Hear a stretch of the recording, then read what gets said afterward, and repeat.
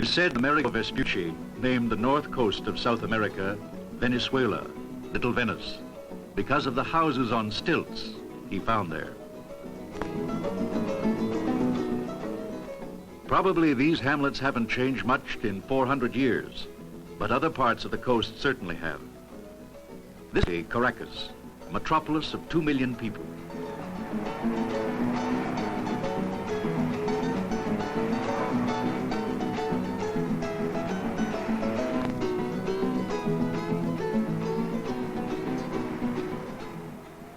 Caracas has been destroyed by earthquakes several times and rebuilt each time.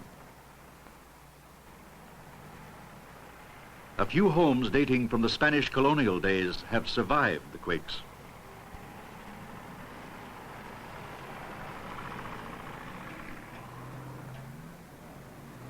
The first Europeans came to Venezuela seeking gold.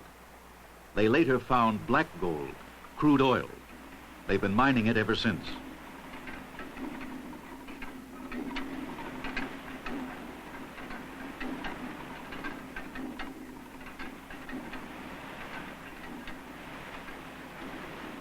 Foreign oil companies operate the wells. They pay the state royalties on their production, about $100 million a month. Much of the money is spent on building and beautification, mainly in Caracas.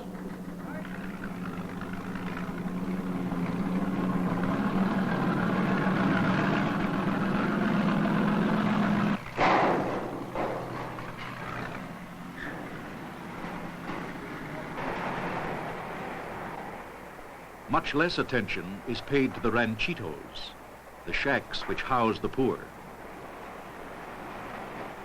Under successive presidents, much of the oil money has been spent on public buildings, skyscrapers, broad avenues, and highways.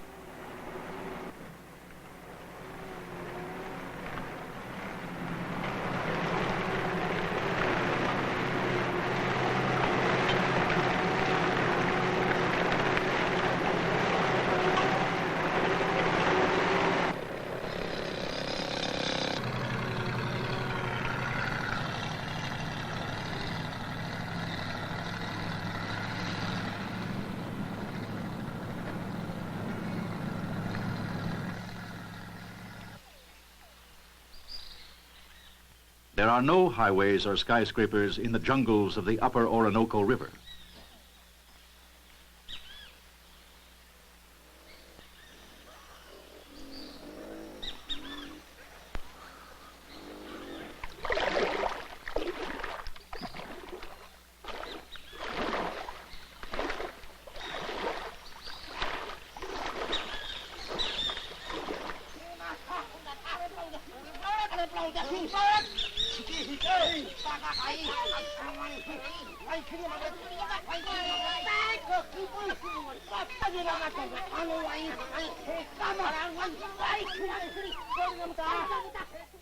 Few outsiders intrude on the jungle tribes.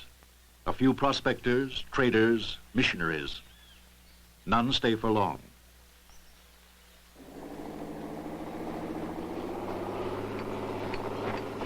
Heat, rain, and disease have hindered every attempt at settlement. Some areas become swampland in the rainy season.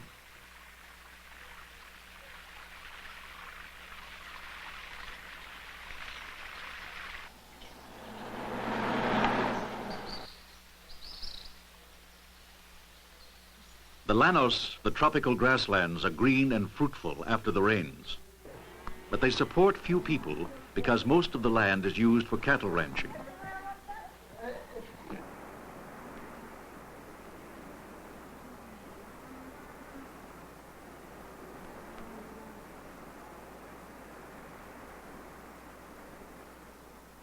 The third large land area of Venezuela lies to the west, on the other side of the Andes. This is foothill country, sparsely inhabited by industrious but primitive farmers.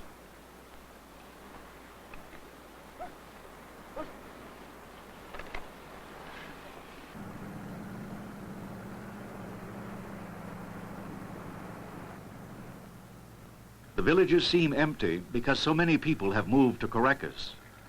Motor transport and the new highways make it easy to do so.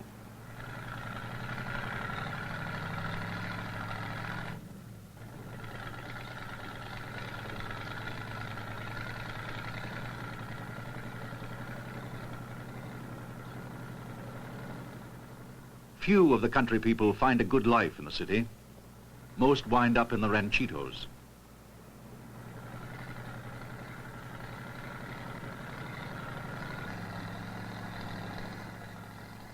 Only the wealthy few can afford luxury apartment houses. The extremes of wealth and poverty in Caracas are great. Still, the city is a magnet for the country people. One reason is welfare. Part of the oil royalties support the welfare system, so no one need go hungry.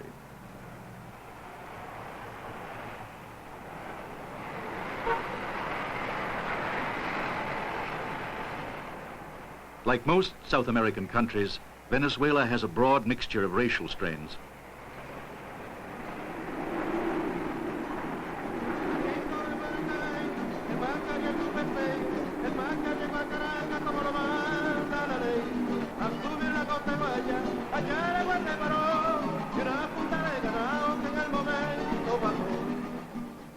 The stores in Caracas have a great range of goods for sale. Some are locally made, but a great many have to be imported and are very expensive. Staple foods are inexpensive, and plenty of fruits and vegetables are grown in the area around Caracas. Jobs are hard to come by in the capital. The streets abound with peddlers, salesmen of all kind, people catching lifts.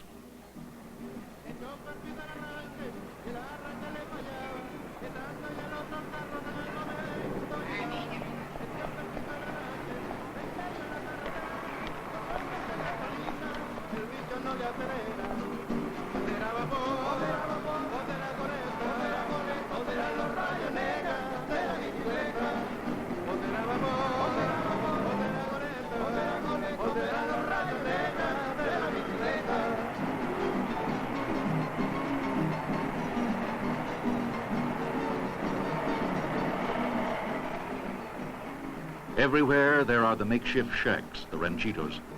They're in all the outlying areas and in every nook and cranny of the city itself.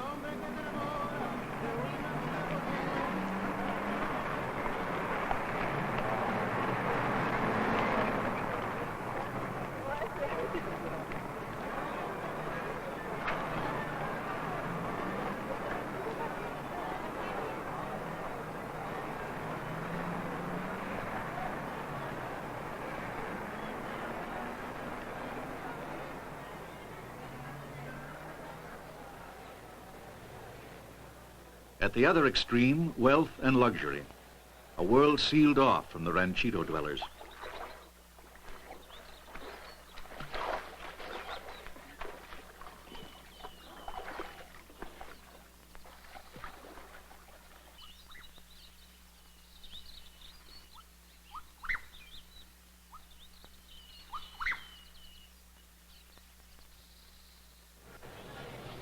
Every youngster in Venezuela can attend school and even obtain higher education. But for so many, the gulf between the ranchito and a university is simply too great.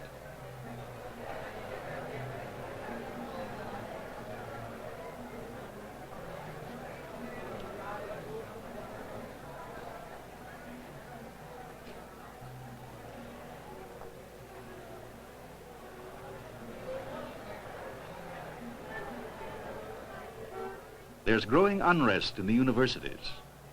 Many students are convinced that foreign investors, notably the oil companies, are taking more from Venezuela than they should. These students call for the nationalization of oil production. Also, they say that not enough Venezuelans hold top positions.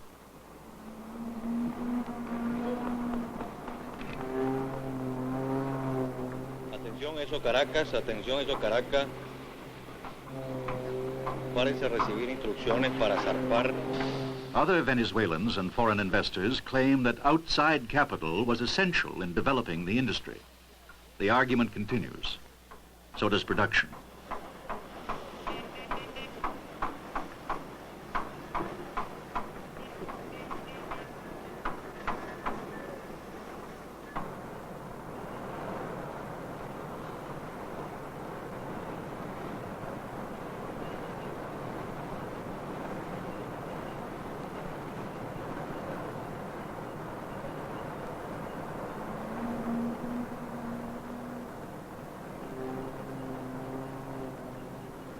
All Venezuelans hope that crude oil can support a broader, more varied industrial structure.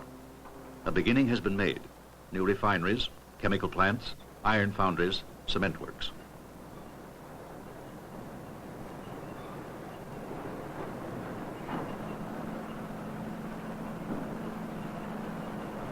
Large sums are being poured into a network of highways.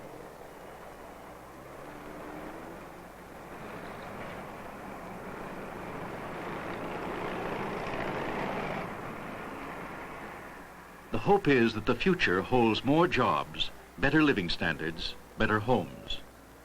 It will need to, since Venezuela's population is growing very rapidly. Y los indios no se paran,